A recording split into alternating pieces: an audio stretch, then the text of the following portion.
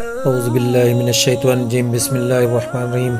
اس کا وہ رنگین باب ہے جب کہ مغرب و مشرق کی وادیاں، پہاڑ اور صحرا مسلمانوں کے سمند اقبال کے قدم چوم رہے تھے، اور ان کے خار شگاف تلواروں کے سامنے ایران اور روما کے سلطان عاجز آ چکے تھے۔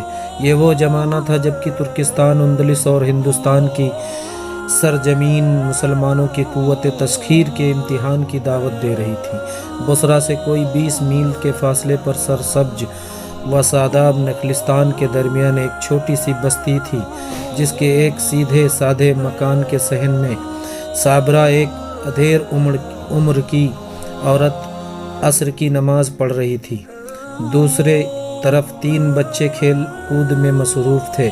وہ دو لڑکے اور ایک لڑکی۔ لڑکوں نے ہاتھوں میں لکڑی کی وہ 2 چھوٹی چھوٹی جھڑیاں پکڑی ہوئی تھیں۔ لڑکی غور سے ان کی حرکات کا معائنہ کر رہی تھی۔ بڑے لڑکے نے چھڑی گھماتے ہوئے چھوٹے کی طرف دیکھا اور کہا، "دیکھو نعیم، میری تلوار۔"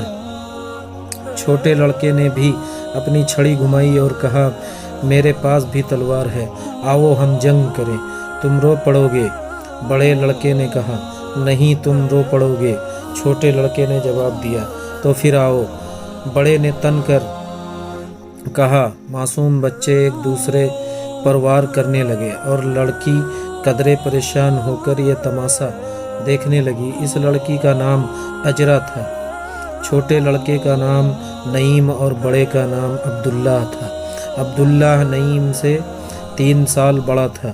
اس کے ہونٹوں پر مسکراہٹ کھیل رہی تھی، لیکن نعیم کے چہرے سے ظاہر ہوتا تھا کہ وہ واقعی میدان کارزار میں کھڑا ہے۔ نعیم وار کرتا اور عبداللہ متانت سے روکتا۔ اچانک نعیم کی چھڑی کے بازو پر لگی۔ عبداللہ نے قدرے غصے میں آ کر وار کیا۔ اب نعیم کی کلائی پر چوٹ لگی اور اس کے ہاتھ سے چھڑی۔ عبداللہ نے کہا، "دیکھو، اب رونا مت۔